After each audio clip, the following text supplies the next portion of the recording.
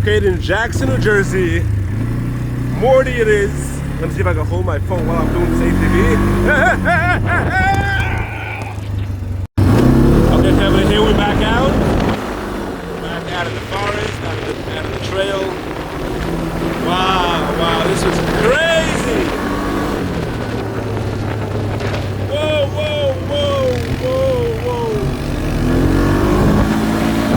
You can ask me how I'm driving one hand, I don't know. Alright, Kevin, check in over here. Mention the Perlowitz status. There's nothing like it, nothing like this. Alright, Kevin, we just parked back here in the garage. Morty! I highly recommend this. Wow, what is this? So this is a waiver. You have to sign before you go out. Obviously. Saying if something happens, you're responsible for whatever damages, whatever. And before every ATV goes out, there's an inspection of the ATV. We check the oil, check the tire pressure, check any damage. You do a full inspection on every ATV, check the airplane before it leaves. When it comes back. To make sure that it's properly maintained, the ATVs are in good state. Wow, Kevin. How do I get out of here?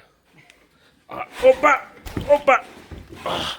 Usually I pull the ATVs and I don't Usually.